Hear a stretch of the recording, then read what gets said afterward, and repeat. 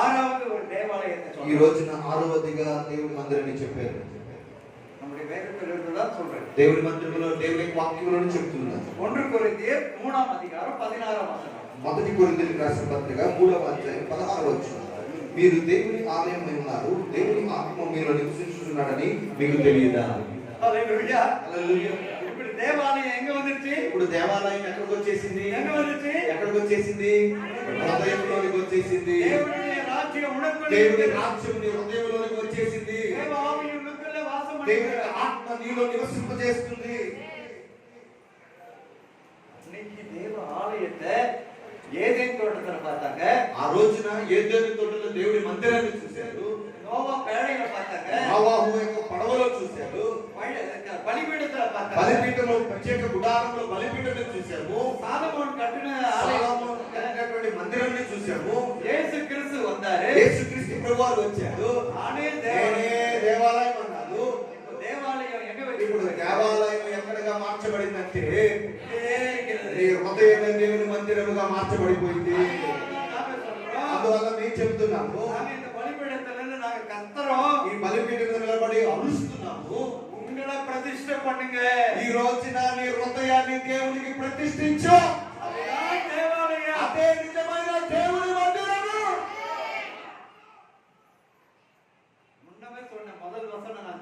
మొదటి వాక్యం ఏం చెప్పారు? దేవాలయం దేవుని మందిరం ఆయన స్తుతించడానికి. ఇది కల్లు సిమెంట్ సిమెంట్తో కట్టబడింది. ఇదిలే దేవుని దీనిలో మనం అందరం కలిసి దేవుని స్తుతిస్తున్నాం. ஆனால் தேவ ஆவி எங்க வாசம் பண்ணுகிறது? అయితే దేవుని యొక్క ఆత్మ ఎక్కడ నివాసం చేస్తుందంటే ఉనకుళ్ళే వాసం నీ హృదయంలో నివాసం చేస్తున్నాడు.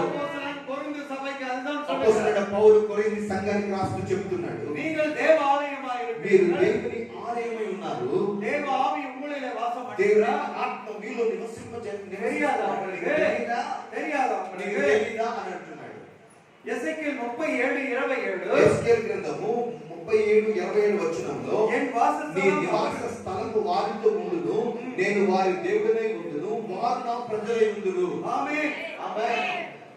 அவருடைய வாசஸ்தலம் எங்க இருக்கும்னா ఆయన నివాస స్థలం ఎక్కడ ఉంటుందంటే நமக்குள்ள இருக்கும். మన హృదయంలో ఉంటుంది. நமக்குள்ள இருக்கும். మన హృదయంలో ఉంటుంది. అడిగి మోసే కట్టిన దేవాలయం, ఆ రోజు మోసే కట్టిన దేవాలయంలో ஒரு ஆர்க் இருந்தது, கர்த்தருடைய பெட்டி இருந்தது. అక్కడ ఒక మందసం ఉంటుంది. அந்த பெட்டிக்குள்ள என்ன ఆ இருந்தது? మందసంలో ఏముంది? தேவதாசர்களுக்கு தெரியும், దేవదాసులకు తెలుసు.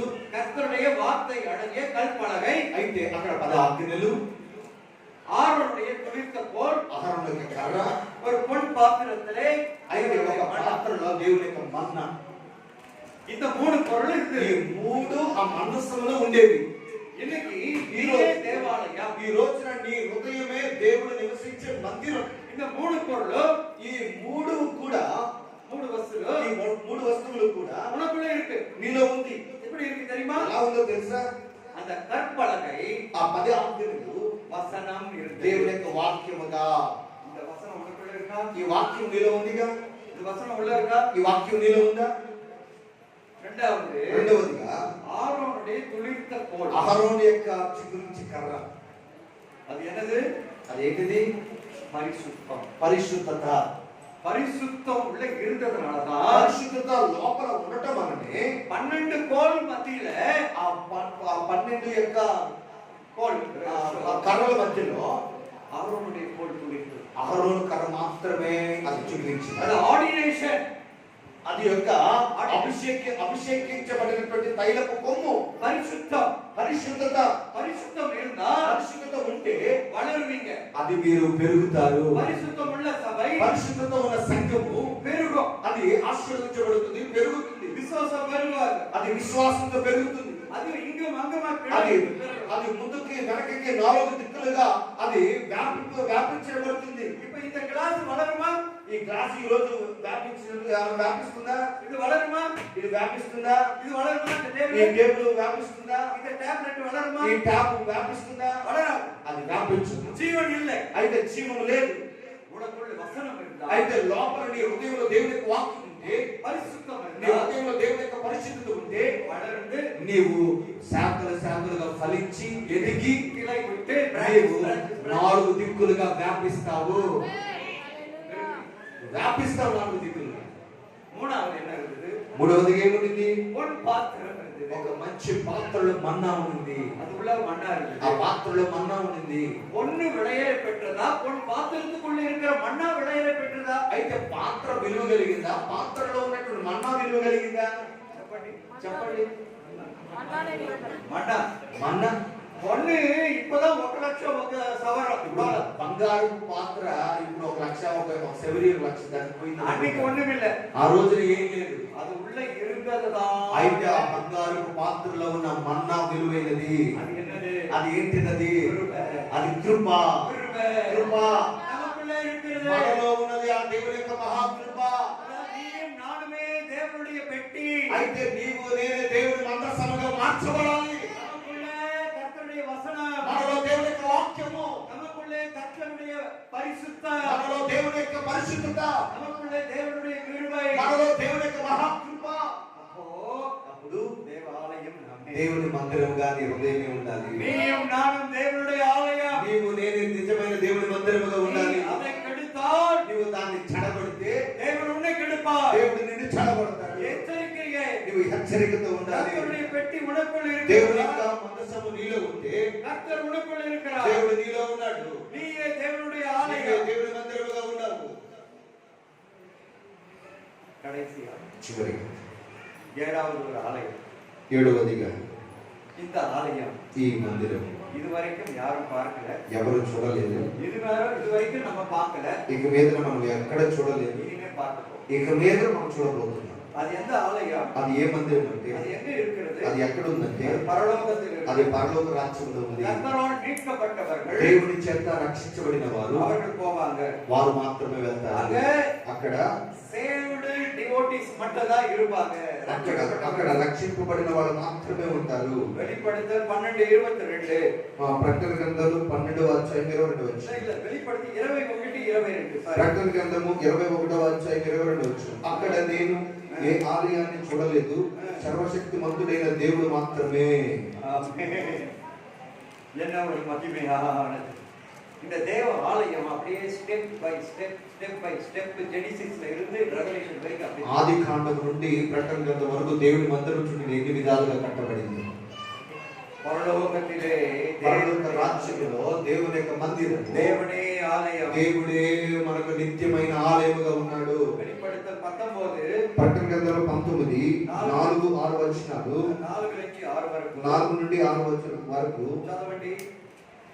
అప్పుడు ఆ 24 పెద్దలను 4 జీవులను సాగిలపడి ఆమేన్ ప్రభువును స్తుతించుడి అని చెప్పుచు సింహాసనాసీనులకు దేవునికి నమస్కారం చేసిరి. మరియు మన దేవుని దాసులారా, ఆయనకు భయపడు వారులారా, కొద్దివారేమి గొప్పవారేమి మీరందరూ ఆయనను స్తుతించుడి అని చెప్పుచున్న ఒక స్వరము సింహాసనం నొద్ద నుండి వచ్చెను. ஆமென். ஹalleluya. பாருங்க, இங்க இருக்காங்க எல்லாரும் சிங்காசனத்தின் மேல் விட்டிருக்கும் தேவனை தொழுது கொண்டார்கள். సింహాసనం మీద కూర్చున్న దేవుని అందరూ స్తుతించారు. தேவனே ஆலயம். దేవుడే మనకు నిత్యమైన మందిరముగా இங்க ఉన్నాడు. ரட்சிக்கப்பட்டவங்க, ఇక్కడ రక్షింపబడిన వాళ్ళందరూ பாஸ்டர் வீரராஜ் சர்ச்சில் இருக்கிற விசுவாசிங்க, పాస్టర్ వీర్రాజు గారి చర్చిలో రక్షించబడిన వాళ్ళందరూ, பாஸ்டர் சர்ச்சில் இருக்கவங்க, పాస్టర్ గారి చర్చిలో ఉన్న వాళ్ళందరూ, தேவ பாஸ்டர் சர்ச்சில் ఎక్కడ ఉన్న ఉండేవాళ్ళు వాళ్ళ పాస్టర్ యొక్క సంఘాల్లో ఉన్న విశ్వాసులందరూ எல்லாரும் ரெடி பண்ணி, అందరినీ రెడీ చేసి, எல்லாம் எலிజిబుల్ பண்ணி, అందరినీ ఉత్సాహించి, వాళ్ళందరూ అర్హులుగా మార్చి, எல்லாம் தயார் பண்ணி, వాళ్ళందరినీ తయారు చేసి, பரிசுத்தம் பண்ணி, పరిశుభ్రపరిచి, ஆவியில வருகைக்கு ஆயத்தம் பண்ணி, ఆత్మలో వారందరినీ సిద్ధపాటు కలిగింపచేసి பரலோகம் போகும். పరలోక రాజ్యానికి వెళ్ళినప్పుడు ஒரே ఆలయం, ఒకే ఒక దేవుని మందిరం, ஒரே ఆలయం, ఒకే ఒక దేవుని మందిరం. శాంత స్వరూపి ఆలయం, ఏసీ ఆలయం, అపోస్తల కృప ఆలయం, అక్కడ అపోస్తల కృప సన్నిధి, Calvary temple, AC church, CSI church, Mohana church, పెంతెకోస్తు చర్చ్, ఏ చర్చి ఉండదు.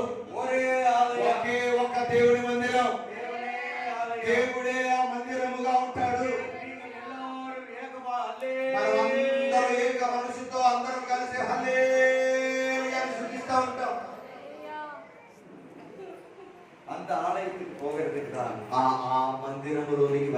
అందుకే இந்த ஆலயத்தை ఈ రోజున ఈ మందిరాన్ని కట్టబడింది. வெளியில இருக்கிறவங்க எல்லாரும் கூட்டி బయట ఉన్న వాళ్ళు రండి, లోపలికి రండి, లోపలికి రండి, లోపలికి రండి. ஒவ்வொருத்தருக்குள்ள ஒரு சுபாவம் இருக்கு. ఒక్కొక్కరిలో ఒక్కొక్క స్వభావం ఉంటుంది. கழுத மாதிரி, குதிரை மாதிரி, గుర్రంలాగా, குரங்கு மாதிரி, కోతిలాగా, நாய் மாதிரி, కుక్కలాగా, பூனை மாதிரி, పిల్లిలాగా எல்லாரையும் கூட்டிட்டு வந்து అందరూ ఒక్కొక్క స్వభావం ఉన్నారు. అందరిని తీసుకొచ్చి இப்ப உள்ள உட்கார வச்சு లోపల కూర్చోబెట్టి குரங்குல மாதிரி. గొర్రె పిల్లగా మార్చుకున్నాం.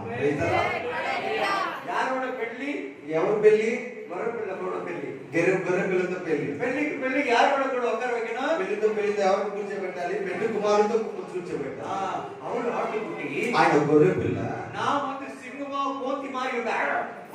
నేను కోతిగా సింహంగా ఉన్నాను. அப்படி கொப்பிடும். మనం పోయి అలాగూ రక్కేవాళ్ళము. అందువలన சில பாஸ்டர்ஸ் సంఘంలో సేవకులు குரங்கு மாதிரி, கழுத மாதிரி, மாடு மாதிரி, நாய் மாதிரி இருக்கிற ஆளெல்லாம் போட்டு సింహంలాగా, వాటిలాగా, దీనిలాగా ఉన్న జనులందరూ పిలుచుకొచ్చి எல்லாம் ஆட்டுக்குட்டியா மாத்தி మంచి గొర్రె పిల్లగా మార్చి పెళ్లి కుమారు పక్కన కూర్చోబెట్టారు. అక్కడ చివరిగా ஏசாயா 35:10 యెషయా గ్రంథం 35వ పదవచ్చు 37:10 యెహోవా విమోచించిన వారు పాటలు పాడుచు తిరిగి సియోనుకు వచ్చెదరు. సియోనుకు வருவார்கள். పాటలు పాడుతూ సియోనుకి తిరిగి వస్తారు. యెహోవా విమోచించిన వారు, రక్షించబడిన వాళ్ళు, విమోచించబడిన వాళ్ళు పాటలు పాడుతూ యెరూషలేముకు తిరిగి వస్తారు. సియోనులోకి తిరిగి వస్తారు. అక్కడ దుఃఖము లేదు, అక్కడ ఏడుపు లేదు, అక్కడ రోగం లేదు, దరిద్రము లేదు, అక్కడ ఆనందము, సంతోషం. சியோனுக்கு வருவார்கள். సియోనుకు వారు ఉత్సాహంతో తిరిగి எல்லாம் சர்வீஸ் பண்றதுக்கு தான் எங்களோட வேலை. ఇక్కడంతా మేము సర్వీస్ చేయడమే మా పని, తయారు పண்றதா తయారు చేయడమే మా పని. இன்னும் ஒரு వచనం படிக்கலாம். ఒక వాక్యం చదువుకోండి. యెషయా 6వ అధ్యాయం యెషయా గ్రంథము 6వ అధ్యాయం 3-4 వచనాలు. పరలోకத்தில் என்ன நடக்கும்? సైన్యములకు అధిపతియగు యెహోవా పరిశుద్ధుడు, పరిశుద్ధుడు, పరిశుద్ధుడు, సర్వలోకము ఆయన మహిమతో నిండి ఉన్నది. గొప్ప స్వరముతో గాన ప్రతిగానములు చేస్తూ ఉంటారు. పరలోక రాజ్యానికి మనం వెళ్ళామంటే అక్కడ కన్నీరు లేదు, అక్కడ ఏడుపు లేదు, అక్కడ రోగం లేదు, దరిద్రత లేదు. సైన్యములకు అధిపతి యెహోవా పరిశుద్ధుడు, పరిశుద్ధుడు అని గాన ప్రతి గానాలు చేస్తూ ఉంటారు. అదే నిజమైన దేవుని మందిరం. దేవాలయத்துக்கு போகிறதுக்கு దేవుని మందిరంలోనికి ఒక వ్యక్తి వెళ్ళటానికి రెస్టింగ్ ప్లేస్. ఇది ఒక ప్రశాంతత తీసుకునేటువంటి ప్రాంతం, ఒక ప్రిపరేషన్ ప్లేస్, ఒక సిద్ధపాటును కలిగించే ప్రాంతము, ప్రదేశం. ఆయత్తపడుతుகிற మనం సిద్ధపాటు చేసే దేవుని మందిరము. அன்னைக்கு எஸ்தர் ராணியை தேர்ந்தெடுக்கிறதுக்கு முன்னாடி அங்கிருந்து பிடிச்சிட்டு வந்தாங்க கன்னிகையெல்லாம். అయితే ఎస్తేరు రాణి అక్కడ ఉన్నటువంటి కన్యలందరూ తీసుకొచ్చారు. 6 మాసం పసుపు 6 నెలలు సడదనం పసుపు వేసి కడుగుతున్నారు. సెంట్ పోட்டு సెంటేసి కడుగుతున్నారు. ఎందుకు? ఎందుకో ஒரு நாளைக்கு రాజా ఏదో ఒక రోజున రాజా చూడకపోడా రమ్మని పెడాకులో ஒரு நாளைకి ఒక్క రోజు எவ்வளவு நாள் பரிசுத்தமாக்குறாங்க? ఎన్ని రోజులు సుగంధ ద్రవ్యాలతో ఆమెను పరిశుభ్రపరిచారు. మనం నిత్యము మన రాజుతో ఉండాలంటే మనం ఎంత పరిశుద్ధంగా ఉండాలి. మనను కడిగి పరిశుభ్రపరిచే మన స్థలమే దేవుని యొక్క మందిరం. మనం సిద్ధపాటు కలిగించేది దేవుని మందిరం. మనం స్తుతించి దేవుని కొనియాడి చేసేది దేవుని మందిరం. పరలోకத்துல పోయి நம்ம எந்த ஜெபமும் பண்ண மாட்டோம். పరలోక రాజ్యానికి పోయి ఏ ప్రార్థన చేయము. దేవుడా నాకు పెట్రోల్ బిల్ ಇಲ್ಲ, పెట్రోల్ గ్యాస్ కావాలి, నాకు కార్ స్కూల్ ఫీస్ కట్టాలి, ఎదువు కడే ఇదన్నీ ఏముండదు.